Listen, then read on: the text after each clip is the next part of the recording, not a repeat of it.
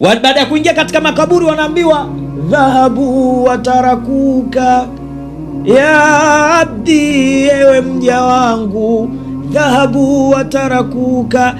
Unaambiwa wewe maneno, unaambiwa watu wanaanza kuondoka, nyayo za mwisho unazisikia zinapiga, maisha ya barzakh umeanza. Unaambiwa ya abdi, ewe mja wangu, wewe dhahabu watarakuka, wamekuweka wamekuacha, wafi turabi dafanuka, na kwenye madongo wamekuzika, walau dhallu ma kama nafauka, na wala wangebaki na wewe wasingekufaa kwa chochote.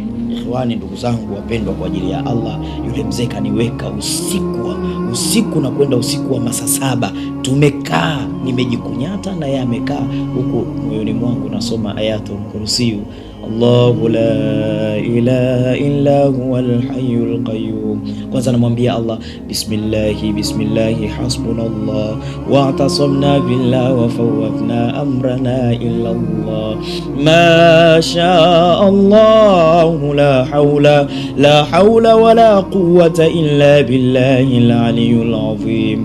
Allahumma ya munzila alkitabi wa ya munshia as-sahab wa ya sariya alhisabi wa ya hazimul ahzab adrikna fi azmi al-a'da fasayakfikahumullahu wa huwa as-samiul alim. Lakini nasoma na Ayatul Kursi, unamwambia Allahu la ilaha illa huwal hayyul qayyum la ta'khudhuhu sinatu wala naum. Ya Rabbi, tokea nimeanza kazi ya da'wa leo nimekutana na mtu miongoni mwa mtu mheshimiwa katika ulimwengu wa kichawi, na ananipa mambo mazito yanaingia katika kifua changu. Basi jalia haya mambo yapelekee kuwa ni msaada kwa jamii ambayo itakaokuwa inakuja na kunikimbilia insha Allah. Kama umefanyiwa urozi na uchawi, kama umefanyiwa urozi na uchawi, zipo dawa ambao ni baktatan, popote uliko duniani, hata usipoitumia. Kwa mfano nikionyesha tu hapa hivi, ukakaa ukaitazama, utajisikia namna ambavyo mwili unavyosisimka, au haya maneno unayoyazungumza. Kama una jini kweli katika mwili wako wa kichawi, utajisikia mwili unajizoa, utajisikia mwili unasisimka, utajisikia kichwa kinakuuma baada ya hili darasa nalolitoa. Ukihisi hali hiyo, basi chukua namba zangu nipigie, wewe una miguso ya kisheitani, hasa katika njia ya sihiri au uchawi. Haya maneno unayoyazungumza usiku ukaanza kupata njozi za ajabu za kukufanya upate hofu, basi jua umesibiwa na maradhi ya kishaitani. Assalamu alaikum warahmatullahi wabarakatuh, wapendwa na wapenzi wa Khalifa Sheikh Saleh Makarama. Leo ni siku ambayo nimedhamiria na nimeamua kuendeleza darasa letu lile ambalo linahusiana na ulimwengu wa siri au ulimwengu wa kiza. Ulimwengu ambao watu wengi umekuwa ukiwasumbua, na wengine wanauamini, na kuna wengine wamejitengenezea mazingira ya kutokuamini kabisa, mpaka pale ambapo watakapokutana na majanga au na tabu ambazo wao zitawapelekea kuanza kuhangaika, na ndipo ambapo watakapokuja kugundua kwamba ulimwengu wa siri au wa kiza upo. Lakini kwa wale ambao tumekwisha kupita katika darasa kadhaa zilizokwisha kupita, nimekwisha kuelezea juu ya kisa changu na mzee ambaye alikuwa ametualika chakula katika ardhi ya Kigoma, na hapo ndo tunakwenda kuifungua kwa sehemu ya pili. Darasa yetu inahusiana na ulimwengu wa kiza. Ni ulimwengu ambao unaogofya, unatisha, ni ulimwengu ambao ni hatari sana, na ni ulimwengu ambao hautoshi tu kwa maneno kusema utajikinga nao, isipokuwa kama inawezekana kufanya dua ya kubatulisha sihiri, kubatulisha uchawi, au kujikinga, kujifanyia kinga wewe na familia yako, hasa pale neema inapokuwa imekutembelea, neema ya riziki, neema ya ndoa iliyokwisha kutulizana. Yani umempata mwanamke katulia, umepata mwanamume ametulia, riziki zako, kazi yako inakwenda vizuri, mambo yako ni smooth kabisa, basi hichi ni kipindi ambacho unatakiwa ukae umuombe Allah tabaraka wa taala. Ukweli wa kumuomba, yakija yakikukuta yale ambayo wewe unajitengenezea imani kwamba hayapo, na wakati vitabu vya Allah tabaraka wa taala vyote wameelezea, ikiwepo Qur'ani, pale Allah tabaraka wa taala alipokuwa akisimulia akisema, wattaba'u ma tatiru shayatinu ala mulki Sulaiman wama kafara Sulaiman walakinna ash-shayatina kafaru yuallimuna an-nasa as-sihra wama unzila ala al-malakaini bibabila Haruta wa Marut wama yuallimani min ahadin hatta yaqula innama nahnu fitna fala takfuru. Ikhwani, ndugu zangu Waislamu, ni jambo la kufuru, ni jambo baya, ni jambo ambalo halifai kama utakuwa unalijua kiuhalisia. Tulishia pale ambapo mzee yule mtoto wake amekwisha kupata nafuu kwa dawa alionipa yeye, nikamtibu mtoto wake. Kijiji watu walikuwa wamekaa mbalimbali, lakini yowe ilipigwa la kwamba fulani ameamka. Kijiji chote kile, nyumba ziko mbalimbali, lakini watu walikuwa wanajua historia ya yule binti kwamba ana miaka takriban 4, amelala kitandani, hasemi wala hajui anayepita, anaingia ndani na anayetoka nje. Hivyo baada ya mama yake kutoka kwa furaha kupiga kelele kwamba mwanangu amepona, basi watu walitoka, maana alikuwa anazungumza kwa kilugha cha kwao huko. Watu walitoka wakajazana pale uwanjani, nikajikuta niko juu katika mikono ya watu, huku mimi namtazama yule ambaye yeye asili yake ndiye hasa anayehusika na mambo yote, yani yule mzee. Ikhwani, ndugu zangu Waislamu, ile hali mimi sikuifikiria sana. Nilitaka kujua mzee huyu ameniambia si muda mrefu anaweza akaondoka katika ulimwengu. Sasa nataka kujua aniachie uchawi ni nini, asili yake ni nini, na kwa nini wanafanya sihiri, wanafanya uchawi, sababu ni kitu gani, na ni jinsi gani ambavyo mwanadamu anaweza kujinusuru pale ambapo anapokuwa amesibiwa na sihiri au uchawi. Ndugu zangu Waislamu, tusidanganyane. Hizi aya tunatakiwa tuzisome kwa ajili ya kujikinga. Kujikinga ni bora. Alwiqayatu khairun min alilaji, alwiqayatu khairun min alilaji, kinga ni bora kuliko tiba. Jikingeni sana, kwa sababu ukishajikinga ndo pale utahangaika, utasomewa Qur'ani, utaona kana kwamba mambo hayawi sawa kwa sababu ulishindwa kujikinga mapema. Ndugu zangu, hili ni jambo hatari, ni jambo baya, na ndio maana imekuwa ni laana kwa yule ambaye ataweza kushiriki swala zima la uchawi. Mzee yule baada ya kuwa watu wamekaa na yule binti amerejea katika hali yake ya kawaida, na pia amepata chakula, lakini amekaa anajiuliza niko wapi na vitu mfano hivyo. Yule mzee ilibidi nikae naye kikao ambacho kilichukua zaidi ya masaa kadhaa. Nakwambia nimekaa katika hizi kamera, wallah wabillah, alfajiri litukuta tunazungumza, na usingizi wangu uliparama kabisa, kwa sababu nilikuwa naona napata kitu kikubwa kutoka kwa yule mzee. Cha kwanza nilimuuliza, katika sihiri au uchawi watu wanaingia vipi? Yeye aliingia vipi katika uchawi? Mkoba maana yake nini? Je, ni sanduku ambalo mwanadamu anakabidhiwa? Leo nitazungumza mambo mengi kwa sababu ni darasa gumu. Je, ni mkoba ambao mwanadamu anakabidhiwa, au li sanduku, au labda kuna kijibegi fulani ambacho humo mtu atakutana na vijipembe, atakutana na vitu vya ajabu?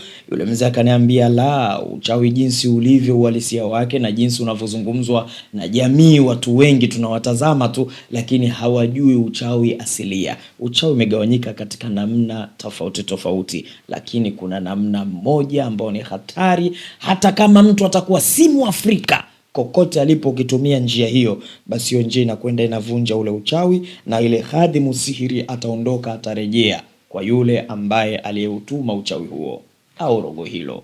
Lakini pia uchawi, akaniambia uchawi na wanga ni vitu viwili tofauti. Hata wewe unaonitazama unaweza ukawanga, lakini sio mchawi. Mwanga ni yule ambaye anataka watu au mtu mambo yake yaharibike, akaenda kwa mganga, akashika madawa, akashika vitu, akaenda njia panda akavunja, vingine akaenda akatundika kwenye miti, lengo mtu fulani aharibikiwe. Huyo mtu anawanga. Au mtu anakwenda kukoga njia panda, au anakwenda kukoga usiku mapolini, huyo mtu anawanga. Lakini uchawi ni serikali iliyojitosheleza. Uchawi, mtu akiingizwa katika uchawi au akiwa wamemdhuru mtu wao. Hata kama utatoka katika mkoa mmoja kwenda katika mkoa mwingine, basi ni sawa umetoka katika gereza moja kwenda katika gereza jingine. Wale maafande ambao walikuwa wamekufunga katika gereza la mkoa fulani, hautokuja nao katika mkoa ambao umepelekwa, utawacha huko, lakini huku utapokewa na maafande wengine na wataendelea kukushughulikia. Huenda wa huku wakawa wabaya zaidi kuliko wale uliotoka huko kwenu. Kwa ikhwan, ndugu zangu Waislamu, ni sekta iliyokuwa imejipanga katika mazingira ambayo ni magumu. Ndio maana Allah tabaraka wa taala akatutahadharisha na sihiri au uchawi. Yeye aliingia vipi katika uchawi? Anasema katika maisha yetu tulizaliwa watoto takriban 11. Sikiliza historia ya mzee, na hii ni sehemu ya pili ya historia yetu nzuri baina yangu mimi na mchawi ambaye tulikaa ana kwa ana na kumsaidia mtoto wake kwa kimvuli changu, lakini baadaye akanipa faida ya ajabu ambao nitaileta mbele ya darasa hili, na watu wajiandae na wasambaze. Ahibba li nafsi ma tuhibbu li nafsika, pendelea kheri kwa nduguzo Waislamu, pendelea kheri kwa nduguzo jamii, pendelea kheri kwa binadamu wenzio. Asa Allah tabaraka wa taala atakupa kheri iliyo kubwa. Cha kwanza na kutangazieni, dawa hizi kwa kule zinapotoka zimebaki chache. Wallah wabillah, ziangaikieni, zichukueni kwa nguvu kubwa. Hii ni dawa ya kunywa, ambayo hii dawa inapoingia katika mwili wa mwanadamu inatengeneza kitu kinachoitwa mukhalafa. Mukhalafa maana yake ni kufarakanisha baina ya kitu na kitu, kwa sababu sheitani anatashakari katika kiwiliwili cha mwanadamu kupitia mishipa yake ya damu. Yaqulu habibuna al-Mustafa sayyiduna Muhammadin sallallahu alayhi wasallam, inna ash-shaytana yajri min ibni adama majra ad-dami fil lahmi, hakika shaytani anatashakari katika kiwiliwili cha mwanadamu kupitia mishipa yake ya damu. Hii dawa ni mujarrabu, ni muaddabu sana pale utakapotumia, na kama umetumia dozi ya kwanza umeona mabadiliko, basi agiza dozi ya pili, fikisha mpaka dozi 3, insha Allah. Kwa idhini yake Allah tabaraka wa taala utarejea katika kuwa, katika afya, katika hali ambayo ni ya namna yake ambayo mwanadamu anatakiwa kuwa. Kichwa kinakuuma sana, unahisi kuna kitu kizito katika mgongo wako, unahisi kifua chako kinajaa, unahisi kana kwamba miguu yako mizito, unahisi kana kwamba una mzigo mkubwa umeubeba, unahisi ganzi, unahisi moto unawaka katika mwili wako, unahisi katika tumbo lako kuna vitu vinatembea vinacheza kama mtoto, unahisi ada yako haujaipata kwa muda mrefu, au inapikia mahala kwamba ada yako inatoka, ina maana umefungwa, umefanyiwa kitu kinachoitwa iqdi. Hii dawa inakwenda inafungua kila fundo ambalo limetokana na aina ya sihiri au imetokana na aina ya majini, mashaitani, kwa idhini yake Allah tabaraka wa taala. Na darasa linalokuja nitaeleza dawa hizi zinatoa aina gani za mashaitani. Kwa kama umetumia dozi hii, inshallah unaweza kaagiza dozi nyingine, lakini hii ni dawa ya kupaka. Ni dawa ambayo inaondosha uchawi uliogawanyika. Uchawi umegawanyika katika namna mbili. Unaweza ukatengenezwa kwa nje ya mwili wako na unaweza ukatengeneza ukawa ndani ya mwili wako. Sasa hii dawa kuna kharijia na dakhiria. Sasa hii dawa kharijia inapotaka kuingia unatumia kupaka asubuhi na jioni. Umepata dozi zako 3, yani hizi ninazotaja ni dozi moja. Umetumia, umepaka, ukaagiza dozi ya pili, ukaagiza dozi ya 3. Inshallah kwa idhini yake Allah tabaraka wa taala, kama ni uchawi uliotegwa nje ya mwili wako, basi utajikuta uchawi ule unaweza ukagonga mwamba, yani ukawa unakuja mwisho wa siku unaishiwa nguvu alafu unarejea. Na kwa nini nakwambieni tujitibie zaidi ya dawa au dozi 3? Kwa sababu hata washirikina wa kichawi huwa wanaujadidi uchawi wao, huwa wanaufanyia upya uchawi wao kila baada ya mwaka. Kama mtu alirogwa, basi wanakwenda kutazama huyu mtu kapita kwa watu wangapi, kajitengeneza kiasi gani ya vifundo vimefunguka, basi huyu mtu apigwe pigo jingine ili kurejesha uchawi mfano wa ule au zaidi ya ule. Ndio maana ukajikuta mwaka huu ukawa nafuu, mwaka unaokuja ukawa mgumu zaidi kuliko wa mwanzo, kwa sababu na wenyewe hawajakaa kizembe. Kuna watu wewe kuharibikiwa, kuhangaika, wao ndo wanapata maisha, wao ndo wanapata vyeo. Yani kuna mtu unaweza kukaa, mtu anatumia nyota yako, jinsi unavyohangaika wewe, yeye ndo anapata riziki, yeye ndo mambo yanakwenda vizuri, yeye ndo anaishi kifalme. Kadiri ambavyo utakavyokuwa unaugua na kuumwa, yeye ndo maisha yake na mali zake zinafunguka. Kadiri ambavyo wewe mambo yako yanavyokuwa yanaharibika, yeye wewe ndo kafara yake. Tukisema kafara, wewe ni mbadala wa matatizo yake. Kheri zako zinachanganyika na kheri zake, maisha yanakwenda. Dhiki zake na nuksi zake na yale ya kupewa na lishaitani alolibeba anakutupia wewe, kadiri unavyoumwa, kadiri unavyopata nuksi, kadiri unavyofungua uzazi, yeye ndio pesa na mali zinavyoingia. Kadiri watoto wako wanavyokuwa matahila, watoto wako wanakuwa hawaelewi, katika mtaa watanyoshwa watoto wote, lakini watoto wako ndio wananyoshwa vidole, yeye mea kwake anakwenda kwa idhini yake Allah tabaraka wa taala. Dawa hii ni mujarrabu, ni muaddabu sana, lakini hii ni an-nur. Ini an-nur ya nuru tanawarta binuri kanawirna. Hii ni nuru ambayo itakwenda kukunawirisha taswira yako, maisha yako, furaha yako, kwa kuleta mvuto na muonekano kwa jamii inayokuzunguka, jamii ambayo imekwisha kukutenga kwa idhini yake Allah tabaraka wa taala. Tuendelee na darasa letu 771. Hizo namba ambazo zinapatikana hapo kwa idhini yake Allah tabaraka wa taala ndizo namba ambazo unaweza ukatutafuta na Mwenyezi Mungu akaleta khairi inshallah. Alama kujumlisha 255 658 914 771, alama kujumlisha 255 658 914 771. Lakini pia vile vile namba ambayo unaweza ukatupata ni alama kujumlisha 255 740 458054. Hizi ni namba ambazo unaweza ukapiga. Yule bwana anasema walizaliwa watoto 11. Watoto hawa 11 katika watoto ambao walikuwa wanapendwa na marehemu bibi yao, hasa alikuwa ni yeye. Watoto 11 tokea makuzi yao mpaka wengine wakawa wanajua kwamba fulani anapendwa. Jina na mstiri, kwa sababu huenda inaweza kawa ni koo ya watu ambao wanamfahamu mzee huyo, itakuwa ni vibaya kumweka wazi kwa jina lake. Ikhwani, ndugu zangu wapendwa kwa ajili ya Allah, yule mzee kaniweka usiku na kwenda usiku wa masaa 7. Tumekaa, nimejikunyata na yeye amekaa huku, moyoni mwangu nasoma ayatul kursiyu, Allahu la ilaha illa huwal hayyul qayyum. Kwanza namwambia Allah bismillahi hasbunallah wa atasamna billah wa fawwadna amrana illa Allah ma sha Allah la hawla wala quwwata illa billahil aliyyil azim. Allahumma ya munzil alkitabi wa ya munshi as-sahab wa ya sari alhisabi wa ya hazim الأحزاب أدركنا في عزم الأعداء فسيكفيكهم الله وهو السميع العليم. لكن نصمنا آيات الكرسي ونمwambia الله لا إله إلا هو الحي القيوم لا تأخذه سنة ولا نوم. Ya Rabbi, tokea nimeanza kazi ya da'wa leo nimekutana na mtu miongoni mwa mtu mheshimiwa katika ulimwengu wa kichawi, na ananipa mambo mazito yanaingia katika kifua changu. Basi jalia haya mambo yapelekee kuwa ni msaada kwa jamii ambayo itakaokuwa inakuja na kunikimbilia insha Allah. Kama umefanyiwa urozi na uchawi, kama umefanyiwa urozi na uchawi, zipo dawa ambao ni baktatan.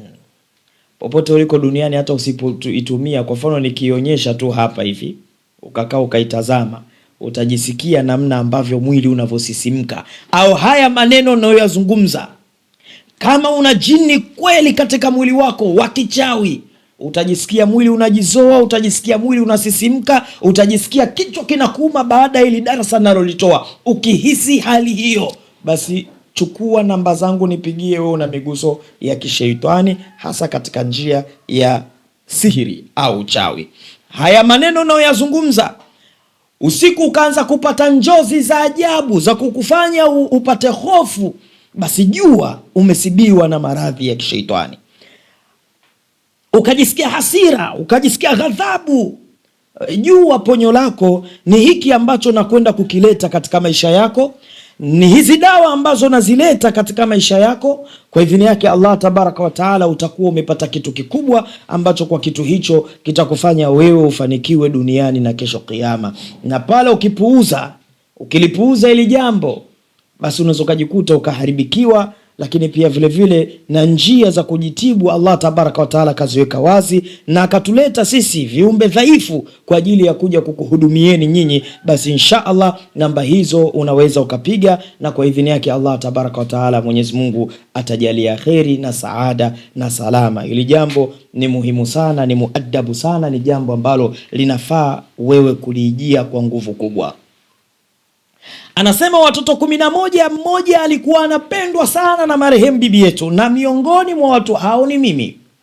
Bibi yangu tokea udogo alikuwa amenizoesha kuniweka karibu, mpaka ndugu zangu waliingia wivu, lakini mwisho wa siku ule wivu ukawa ni wa kawaida. Tukikaa wanasema kwamba wewe bibi anakupenda, na bahati nzuri ni familia zilikuwa hazikai karibu, zilikuwa zinakaa mbalimbali. Kwa hiyo nilikuwa muda mwingine bibi anaweza kaja nyumbani akaniletea kijizawadi, wajukuu wengine hajawapa, mpaka wazazi wetu wakaamini na kujua kwamba mama yao ananipenda sana mimi kuliko wajukuu wengine. Hili jambo halikuwa na shida, mwisho wa siku lilikwenda likazoeleka, bila kujua kwamba bibi yangu alikuwa anatengeneza mazingira ya kwamba mimi nikipewa chochote na yeye nihisi ni jambo la kawaida, nihisi ni jambo lililo sawa.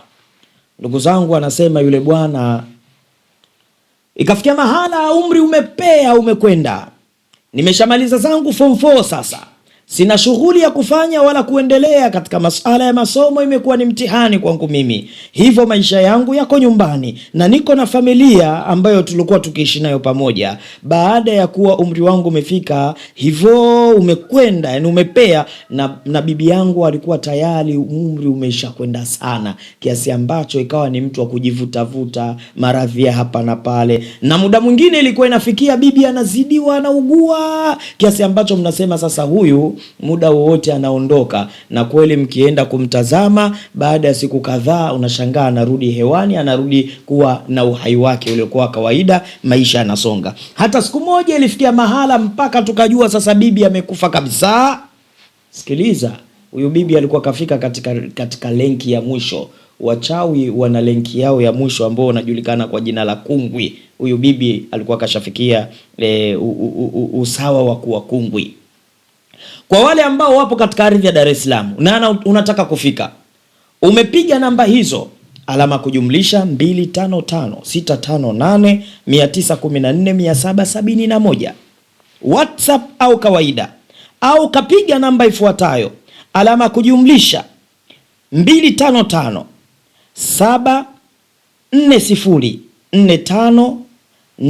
255740458054 ikawa haijapokelewa. Naomba kokote ulipo katika ardhi ya Dar es Salaam unaweza ukaliquest. Unaliquest vipi? Andika Sheikh Makarama. Andika Sheikh Makarama. Ukiandika hivyo, basi Bolt itakuchukua, itakwenda kukushusha mlangoni kwangu, ambapo ndipo ofisini kwetu. Hapa nimerahisisha ili watu wasije wakapata tabu. Au unaweza ukaliquest ukaandika na kwenda majumba ya Wachina, basi atakuleta Kisota majumba ya Wachina. Au kokote unakotoka, umetoka lakini umepitia Darajani. Ukifika Darajani kuna mahala fulani kituo kinaitwa Mnadani. Vuka upande wa pili. Ukishavuka upande wa pili, baada ya kushuka kuna bajaji zinazoelekea Kibada.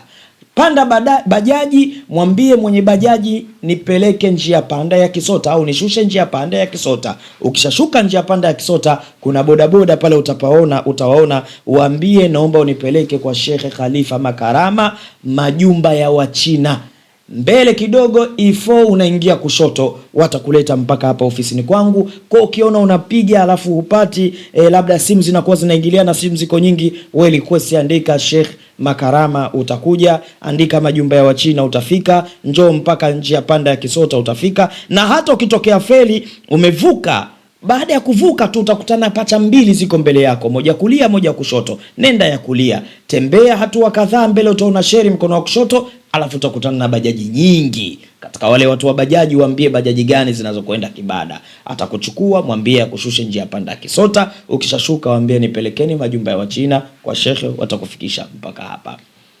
Siku moja miongoni mwa masiku, mzee huyu akamuita mjukuu wake, akamwambia na kuomba leo uje nyumbani. Bibi huyu tumesema kwamba ilikuwa nafikia mahala kuna kipindi mpaka alikufa kabisa. watu wakaita na watu wakajaa. Wakati wa kwenda kumuosha au anakaribia kwenda kumzika, mzee kapiga chafya karudi hewani. Kuna mambo huwa yanatokea hapa bibi kizee au mchawi anapofika katika lenki ya kuwa kungwi, hata kama umri wake wa kufa utakuwa bado, lakini wachawi wenzie wanamuhitaji afe, kwa sababu kiwiliwili chake kilichojaa madawa ya kichawi. Kiwiliwili hichi kina maajabu makubwa, kinaweza kikafanya mambo makubwa. Tutaelezea kiwiliwili hiki kinatakiwa kifanye nini, kiwiliwili inakuwa ni sababu gani ya mtu mwingine kuingia katika uchawi. Wapendwa kwa ajili ya Allah tabaraka wa taala, dawa zetu ni hizi, mujarabu muadabu sana. Kama umekunywa dozi ya kwanza, tumia ya pili na imani utakuwa una nafuu kubwa sasa hivi. Tumia dawa hii. Kuna mtu alitumia dawa hii hajatoka ada yake, alikuwa karibia na miaka 2, haijui ada, hajui mtoto wa kike kwenda mwisho wa mwezi, lakini ameingia alafu akatoa uzi mmoja mrefu sana kiasi ambacho yeye mwenyewe akastaajabu, na baada ya hapo ada yake inakwenda katika mustawa na hali iliyokuwa ya kawaida. Lakini kuna dawa hii ambayo ni ya mafuta. Hii inaondosha uchawi wote ambao unatoka nje kuingia katika kiwiliwili chako.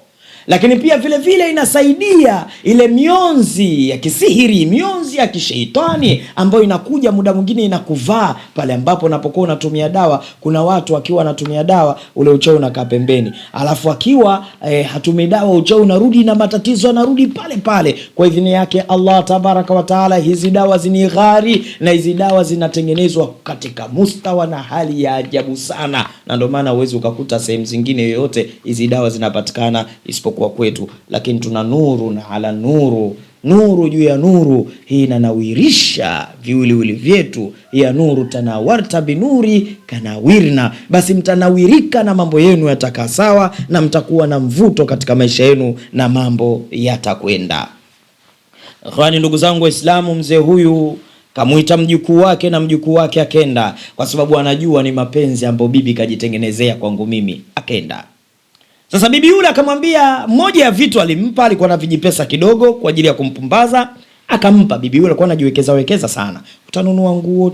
Mjukuu anazidi kumpenda bibi kiasi na anamwamini kuliko hata wazazi wake, na kuonyesha athari na historia ya uchawi in deeply. Achana na uchawi ulioandikwa kwenye vitabu, achana na uchawi mtu anazungumza hapa kwa pakawa, hata yeye mwenyewe haujui. Uchawi ukiujua lazima tahadhari utakuwa nayo, ujue hawajakutaka. Wakikutaka, wakikupiga, wanakupiga kitu ambacho unaweza ukahangaika katika ulimwengu.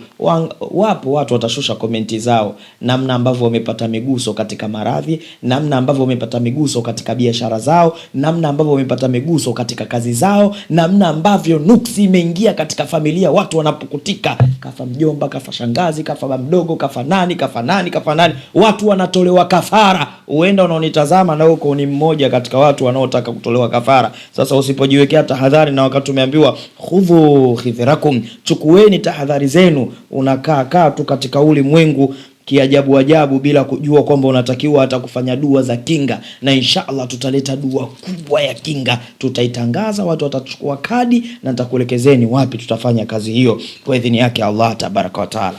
Ikhwani, katika pesa alizopewa, lakini mzee yule akatoka na kifimbo, akamkabidhi kifimbo. Yule kijana akachukua kile kifimbo, chapata hivi. Anamwambia, sasa bibi, na hichi cha nini? Akamwambia, kakiweke ndani mjukuu wangu. Hichi kina maana kubwa kuliko vitu vyote ambao nimeshawahi kukupa katika maisha yako. Hapa ndo nimedhihirisha, na hapa ndo mwisho wa upendo wangu, na hapa ndo mwisho wa kukupa mimi kitu ambacho kitakufaa katika maisha yako. Baada ya hapa wewe utaishi kwa alwatani, una kauli. Unajua wenzetu zamani uchawi walikuwa wanautumia kama silaha.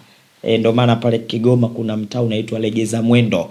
Watu wa history wanatuambia kwamba pale ulikuwa ukipita ukidundika, basi litakalokukuta ni jambo la ajabu. Tembea unapotembea, lakini ukifika Legeza Mwendo tembea kwa adabu, tembea kwa heshima. Utamkuta mzee yupo kwenye kahawa, lakini kumbe mwanga mkubwa huyo.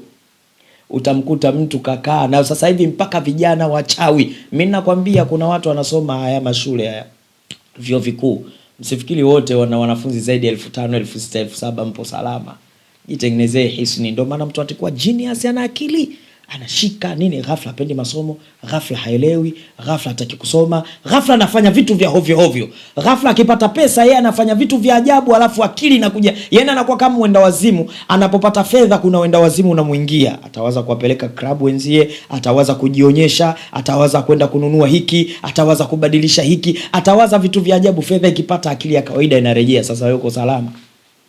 Uko salama? Ghafla ulikuwa na vision, kutoka kwenye vision yako unaweza kutoka uchawi, unaweza kumfanya mtu kutoka kuwa amepangiwa na Mungu kuwa rais, kuwa waziri, kuwa mfanya biashara mkubwa, kuwa na kazi nzuri, mpaka kuangukia kufanya biashara ambayo ni ajabu, na hiyo biashara yenyewe kila ukifanya mambo yanakata. Kisa cha Nabii Allah Yusuf si mnakifahamu? Si mambo maarufu? Ikhwani, ndugu zangu wapendwa, kwa ajili ya Allah tabaraka wa taala na yasema ya maneno kwa nguvu kubwa, kwa sababu nimeyatoa kwa mtu ambaye ana nafasi kubwa katika ulimwengu wa kisihiri na wa kichawi. Ananieleza, baada ya kupewa kile kijifimbo nikarejea nacho nyumbani.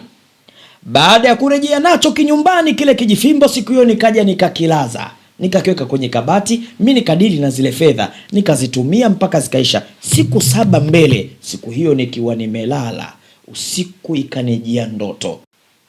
Usidharau ndoto, kwa sababu yakulu habibuna al-Mustafa sayyiduna Muhammadin sallallahu alayhi wasallam, anasema mtume wa Allah tabaraka wa taala, arruya, hakika ya ndoto, yankasimu ila 3 aksamu, zimegawanyika katika namna kuu 3. Arruya bushra min Allah, na ndoto ambazo ni bishara, ni ufunuo kutoka kwa Allah kuja kwa binadamu. Na ndugu zangu, swala la ndoto halihitaji ucha Mungu. Ndoto inamuijia yoyote, awe Muislamu utaota, awe Mkristo utaota, awe mpagani utaota, awe mnywa pombe utaota, awe mswalihina utaota, ila ukipigwa hasadi kutokana na ndoto unazoziota, kwa sababu zile ndoto zinavyokuja, Allah kuna jambo zuri anataka baada ya miaka kadhaa lile jambo litakuja. Lakini ile jambo linaweza kawa lisikufikie kutokana na miguso ya wachawi, miguso ya kishaitani, lile jambo linaweza lisikufikie. Sasa ile ndoto inapokuja, utakapokwenda kwa mfasiri ukafasiriwa, utaambiwa ili jambo ili litimie, fanya 1 2 3, lile jambo litakuwa. Au kuna jambo la hatari ni lazima likufike, umerogwa wewe. Ili uchawi ule ufike ndani ya mwili wako, kuna hatua ukizitumia huo uchawi unaweza usifike. Lakini kwa sababu ujue ule uchawi mpaka unakuja unakuvaa, kumbe miaka kadhaa ushawahi kuota ndoto ambayo ungekwenda kwa mfasiri akakufasiria, angekwambia kuna balaa fulani litakuja mbele, fanya 1 2 3, ili balaa utafanyaje? Utaepukana nalo. Kama kisa cha Nabii Allah Yusuf alayhi salam, ng'ombe 7 zinamezwa na ng'ombe 7 zilizokonda, mashuke 7 yalionawiri yenye kijani kibichi yanaotewa juu yake, na mashuke 7 yaliyokauka yaliyokuwa hayana rutuba yoyote, na kuzunguka mashuke 7, na mashuke 7 yanapotea. Tafsiri ikaja kwamba kuna kheri itakuja. Sasa umepata mfasiri mzuri, anamwambia tulime kingi tuweke kidogo tule. Lakini pia vile vile akawaambia miaka ya njaa, kile tutakachokiweka kingi kitatufaa. Tazama ndoto na kile kilichootwa, ng'ombe na ndoto ni wapi na wapi? Lazima upate mfasiri. Mashuke na mwaka wa njaa wapi na wapi? Lazima upate ufasiri. Sasa unaweza kujikuta ndoto zile zinakata mtu hauti kabisa, au mwingine anaota alafu anasahau. Ibilisi anakusaulisha kwa sababu zile kheri zisije zikakupata na kama shari kubamize, kama vile treni inavyopita na kupitia. Unajua treni ikikuta kitu kwenye barabara yake kinapiga, kile kitu kinatoka, kinaendelea na safari, alafu wewe ndio unakuwa una makosa, unadaiwa na watu walerwe kwamba wewe ndio umegonga treni, so treni imekugonga wewe.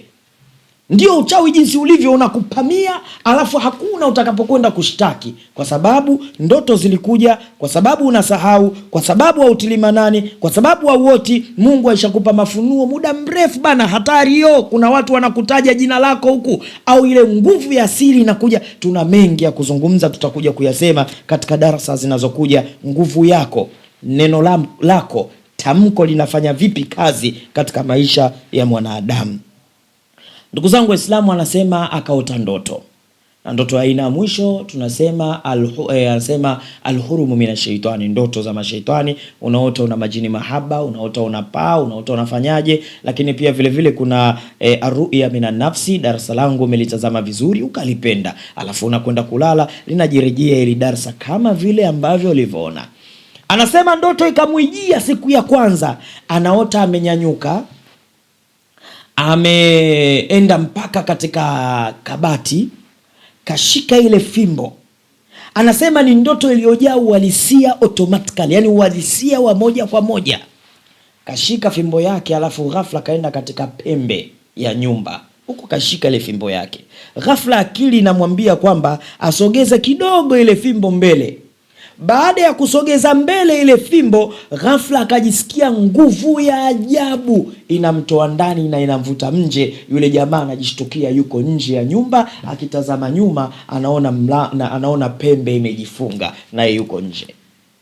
Hofu ikamjaa, lakini akajikuta tena akili namwambia murudi. Alivorudi akaingia yuko ndani, alafu alipoingia tu ndani akashtuka, kumbe niko usingizini. Jasho linamfumuka ajabu ya Rahmani. Ndoto hiyo ilikuja mara 6. Siku ya 7 tena katika nyakati tofauti tofauti. Anasema siku ya 7 nilivyotoka nje tu kwa nguvu hiyo hiyo ya kuamka, kwenda kabatini kuchukua fimbo, kusimama katika pembe, akenda akasikia nguvu inamvuta kutoka ndani kutoka nje. Alivyotoka nje, anaenda anamkuta bibi yake kasimama nje ya nyumba. Anasema nikastaajabu kwa sababu ni mambo yalikuwa kiuhalisia. Yani kusema ndoto ya kawaida hapana, ile ilikuwa ina uhalisia kwa 100%. Anamkuta bibi yake kasimama nje, anamwambia mjukuu wangu sasa karibu. Anauliza, bibi ni wewe? Ni kweli umekuja? Anamwambia na. Bibi, kwani tuko wapi? Anamwambia sikiliza, tuko nyumbani kwenu nje. Kwani bibi, mbona imenijia zaidi ya mara 7? Anazungumza akiwa anahisi yuko usingizini, lakini sasa hivi ni true, yani sio kwamba jambo la kuhadithi. Jamani, usidharau hichi ninachokieleza. Muombe Mungu aendelee kukulinda hivyo hivyo. Mungu akunusuru hivyo hivyo. Usikutane na mtu unakaa naye unacheka naye, kumbe anakupigia time tu. Kuna watu wanakufa. Mtume Muhammad sallallahu alaihi wasallam anasema inna akthara min ummati yamutu bilaini, hakika watu wangu wengi katika umati wangu wanakufa kwa kijicho. Nyinyi mnahisi mmezika mtu kafa, kumbe yupo kwa jirani anafanyishwa kazi, au yupo kwa sehemu fulani. Haya mambo ni hatari, ndio maana tunataka mapema kabisa jifanyie hisni, mapema kabisa jifanyie kinga. Hii dawa ni ibtari, sihiri iliyokuwa nzuri na inafanya mukhalafa. Mukhalafa ni kutoa shetani anayecontrol maisha yako, kumtoa katika kiwiliwili chako na akaendelea na maisha yake mengine. Lakini pia vile vile dawa hii ni dawa ya kupaka. Uchawi unaokuja uliotengenezwa nje, kuna sihirul ashjari, unaojua uchawi wa kwenye jiwe wewe unatengenezwa afu athari zako zinawekwa kwenye jiwe, au mtu anakukomesha anachukua athari zako, akishachukua athari zako inatengenezwa uchawi. Alafu uchawi ulishakamilika, khadimu sihiri na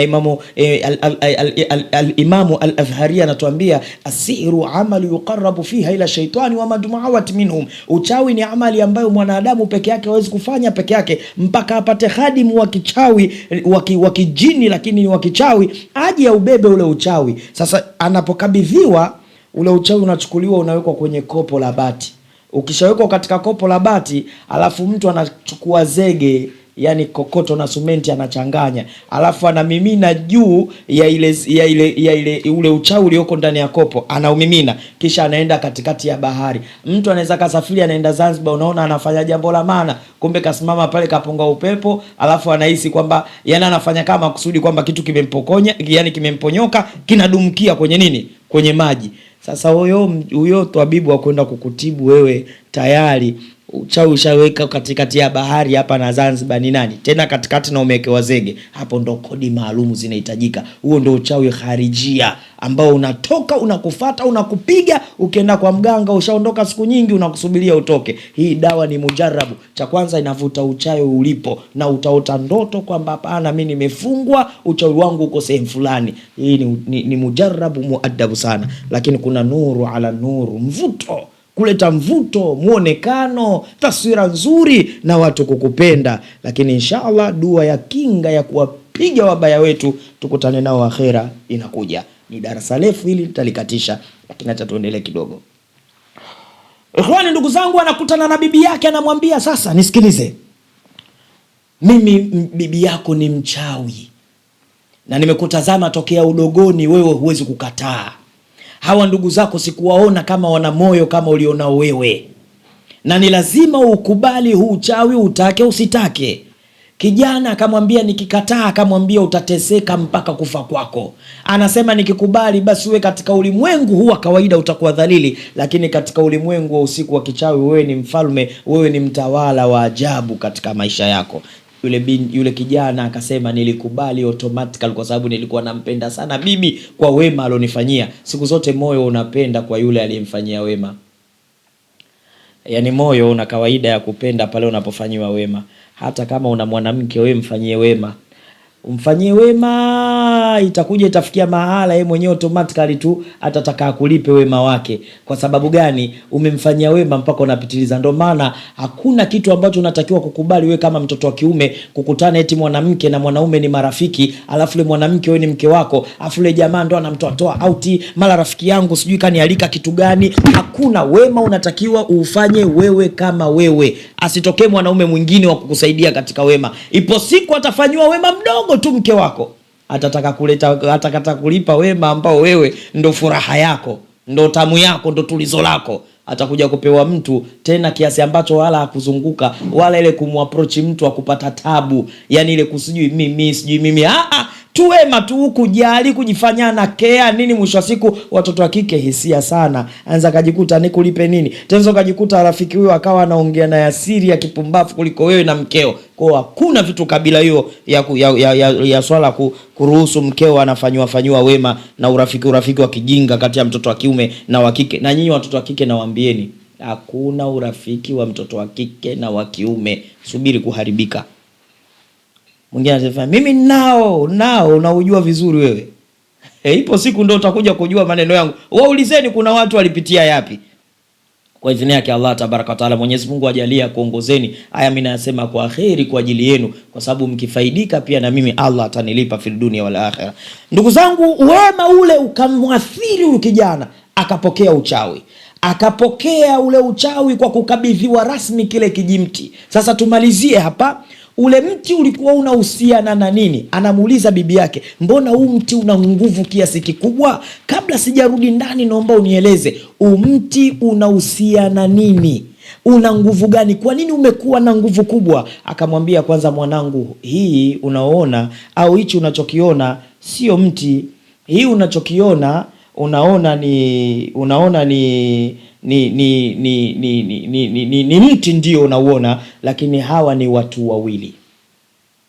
Watu wawili kivipi? Anashtuka, anasema umebeba watu wawili hapo. Jamani, uchawi ni kitu hatari.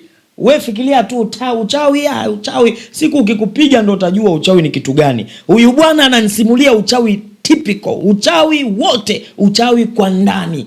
Ananiambia kwamba uchawi ifimbo ni watu kivipi? Anapewa jibu, anaambia kuna mwanaume na mwanamke wanatazamwa wizani wao, wanatazamwa nyota zao, wanatazama mvuto wao. Mchawi achukui vitu vya ovyo ovyo vya ajabu, wanachukua vitu ambavyo ni brain, wanachukua watu ambao ni tegemezi, wanachukua watu ambao ni chamfupa, wanachukua watu ambao unaweza kashangaa mtu katoka mara anapata ajali hata kichwa na miguu haina. Yani eti unaweza kujikuta kibajaji ipo kwenye mchanga alafu kimeanguka hivi mtu roho imetoka. Au yani sawa, Mwenyezi Mungu amejalia sababu katika, lakini kuna sababu zingine ukizitazama unajua hapa maneno ya mtume yanafanya kazi kwamba akthara min ummati yamutu bil aini, umma wangu wengi wanakufa kupitia kijicho, kwa sababu ya mazingira ambayo yanapelekea tuhisi hivyo, na vifo vile ambavyo vinakuja kwa kudura ya Allah huwa vinajulikana. Jamani, tujihadharini.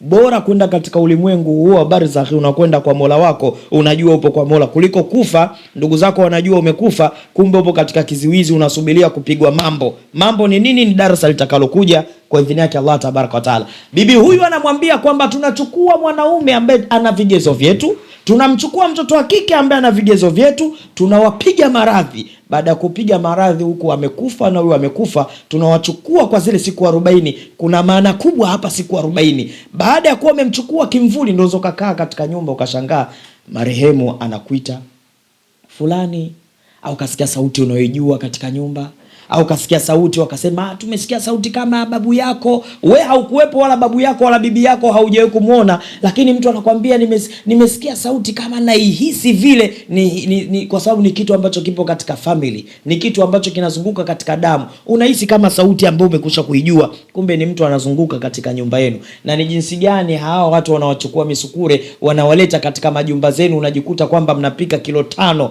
mnakula watu mpo 7 mpaka 10 hamshibi, kumbe kuna viumbe mnakula navyo. Ndio maana tukafundishwa kwamba ukiwa unakula unasema bismillahirrahmanirrahim, ukiwa unakula chakula sema bismillahirrahmanirrahim, kwa sababu unaweza mkajikuta mnakula na mashaitani wenyewe ni hawa. Kwa nini huwa wanaoletwa katika majumba mbele ya darasa? Na kupeni vionjo ili darasa hili lisije likawachosha, ili mpate radha ya kujua kwamba ulimwengu wa sihiri ni ulimwengu hatari.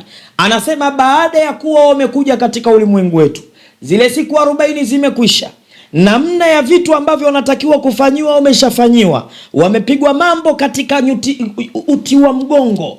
Baada ya kupigwa mambo, hawa wanalazimishwa washiriki tendo la ndoa. Watashiriki tendo la ndoa mpaka watakapopata mtoto. Baada ya kupata mtoto, sisi tulichokuwa tunakitafuta ni huyu mtoto. Yule mtoto baba yake ni madawa, mama yake ni madawa. Huyu mtoto kazaliwa katika ulimwengu wa uchawi moja kwa moja. Sio mtoto aliozaliwa katika ulimwengu wenu huu na ujua wewe. Kazaliwa katika ulimwengu wetu. Yule mtoto anawekwa katika chungu, mtoto wa madawa, anatwangwa huku analia mpaka ananyamanza, kisha anakaangwa. Mafuta yanapatikana, yale mafuta yana kazi yake. Nitakuja kukuelezea kazi yake ni nini. Ndugu yangu, kama kweli una tatizo la kisihiri la kichawi, wallahi mwili wako una sensi sasa hivi hapa kwa maneno unayoyazungumza, kwa sababu kile kilichopo mwili wako kinajua huyu anazungumza ni nani na anazungumza kitu cha namna gani. Ikhwani, ndugu zangu Waislamu, alafu baada yule mtoto kwa tumemchukua, anachokifanya huyu binti na huyu mwanamke hawana kazi tena kwao. Wanachofanyiwa ni kwamba wanasogezwa karibu, alafu wanaanza kuazimiwa katika maneno ya kichawi mpaka wanaungana, wanakuwa kitu kimoja, mwanamke na mwanaume, alafu wanaanza kupunguzwa jimbile lao, wanakuwa kiasi cha fimbo uliyoibeba katika mkono wako. Hapo umebeba kitu kikubwa sana, haujabeba tu kitu cha ajabu, umebeba kitu cha ajabu. Anambia mjukuu wangu, kwa kuwa umekubali sasa na nimekupa fimbo, maana yake rudi ndani, alafu kesho tukutane, kuna mambo ya kukuelekeza. Ni yapi hayo aliyoelekezwa? Ni yapi ambayo yalitokea?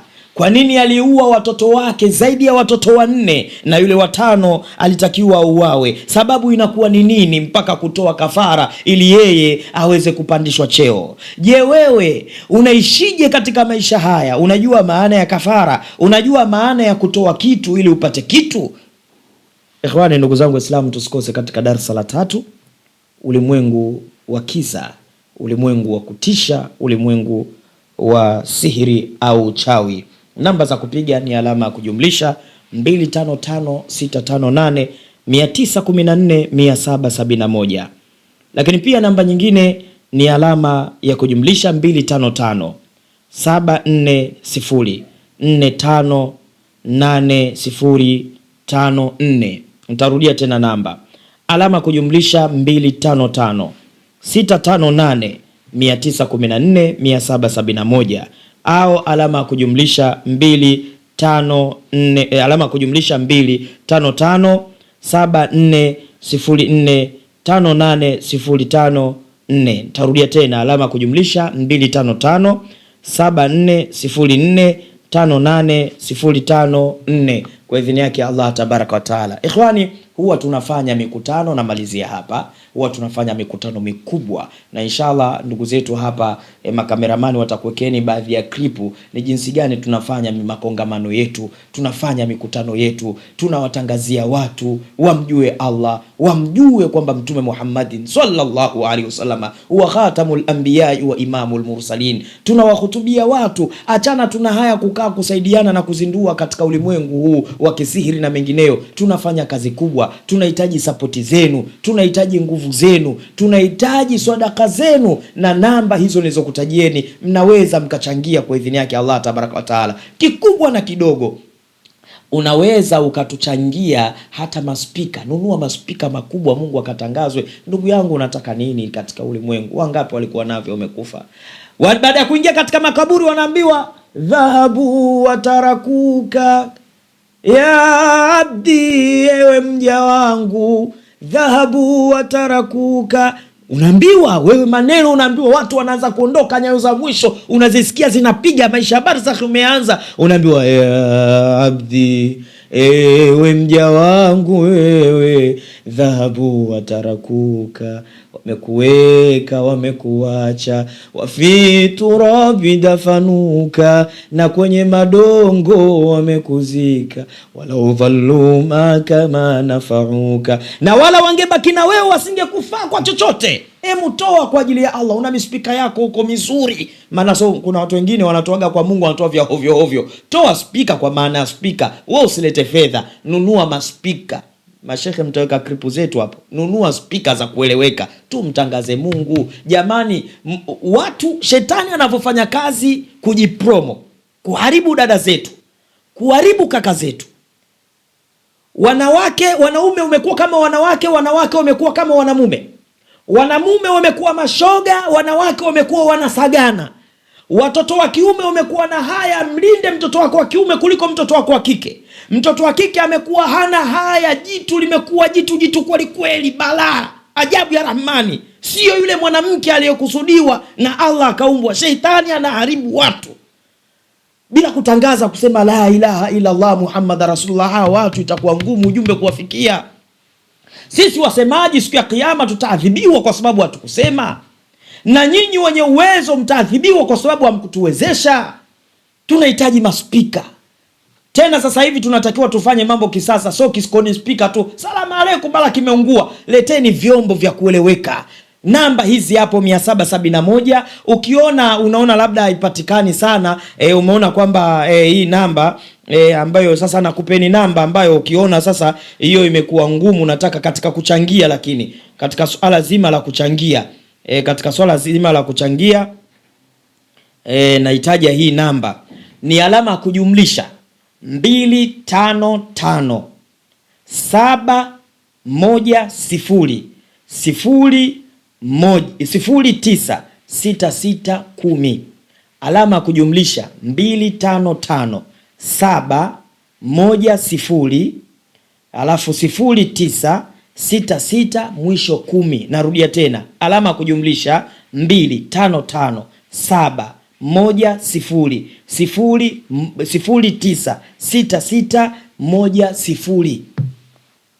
Piga hiyo, changia katika namba hiyo kwa idhini yake Allah tabaraka wa taala, au piga bana, mimi nataka nimekuagizeni container la speaker, tutakwenda kupokea kwa idhini yake Allah tabaraka wa taala. Tunafanya mambo haya katika mazingira magumu jamani. Dunia hii ni starehe ya kupita. Siku moja mwanadamu atafumba macho. Siku moja utakwenda kuulizwa na Allah, umefanya nini? Sisi tunataka vitu. Kama unaweza ukashuka Dar es Salaam ukaenda kutununi, kuna matajiri wangapi mnao? Kwani ukitoa watu wakafanya kazi ya Allah ukatunulia hata gari la matangazo? Tutafutie gari ya matangazo. Nunua gari bana hii kwa ajili ya matangazo. Ikifika huko hamna masuala ya kukodi, tangazeni, Mungu atangazwe. Allah atakulipeni kila la khairi. Rabbana taqabbal minna innaka antas samiul alim wa tub alaina ya maulana innaka antat tawwabur rahim. Allahumma shfa'ana marḍana la shifaa illa shifauka shifaa la yughadiru saqama wala alama. Allahumma isma'ni da'ana bi khasa'is rutufika. Amin amin ya rabbil alamin. Jinaka ilayka ya Allah wa qimna fi babika fi hadhihi as-sa'a wa la'alla sa'ata al-ijaba tuyasil 'alaina umurana umuri ad-dunya wal akhirah. Allahumma akhdhi jami'a hajatina. Allahumma أخرجنا من الشقاوة إلى السعادة، ومن الإهانة إلى الكرامة، ومن الضر إلى العزة، ومن النار إلى الجنة، ومن الفقر إلى الغنى، وإن يحضروه أعز جاره وجل سلطانه وتقدس أسماؤه ولا إله غيره. وصلى الله على سيدنا محمد وآله وصحبه وسلم، والحمد لله رب العالمين.